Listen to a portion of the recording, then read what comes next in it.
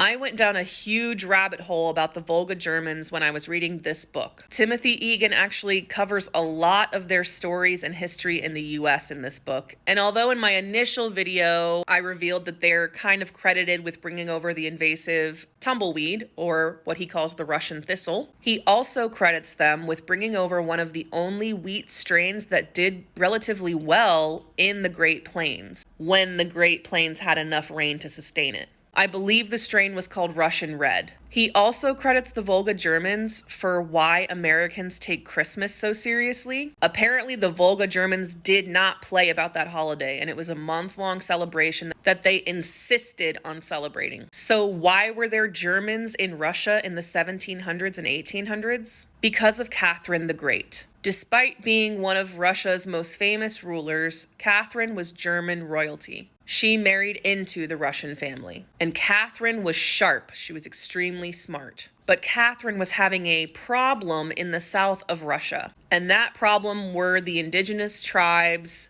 that border modern-day Mongolia and Kazakhstan. Now, this problem was similar to the American problem, where settlers were pushing west and indigenous tribes did not want them there. Would we call that a problem or a request? But regardless, Catherine wanted to populate this area. And she thought Russia needs Europeans. They're so classy. They're such hard workers. They're such great farmers. And she appealed to all of Western Europe to come to Russia. She said, you'll have freedom of religion, you'll have freedom to speak your own language, you'll have tax-free land for X amount of years. And most of Western Europe was like, I don't want to move to Russia. What?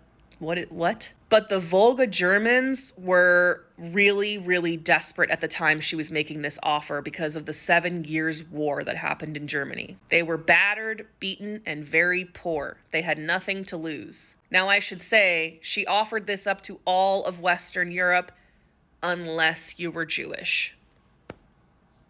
What's new? So that freedom of religion had a major asterisk.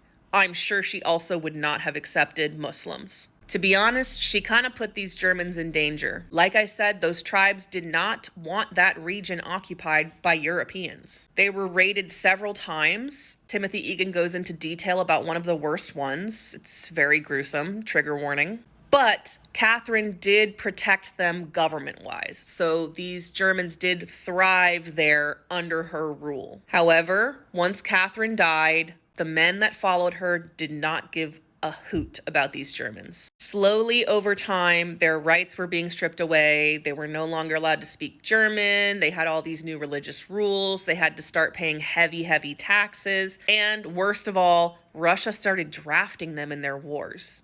I don't think so. So the Volga Germans were like, I've heard of this place called America.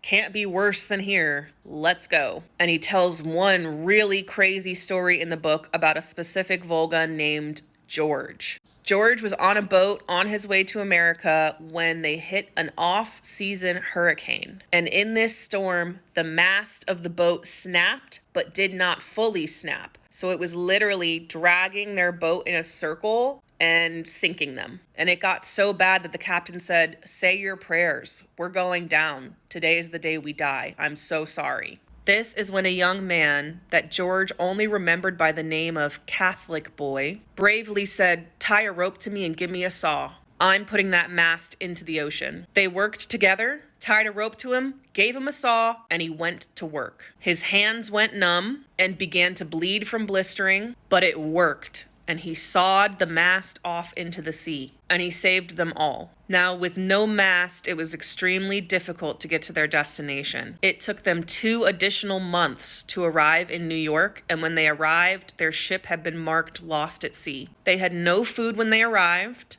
and many of them were desperately ill. But in 1891, George set foot in New York City. As I mentioned, the Volga brought over a strain of wheat that really thrived in the Great Plains and was really the only strain of wheat that thrived there when there was water. And so really the wheat would win the war was aided almost entirely by these Germans.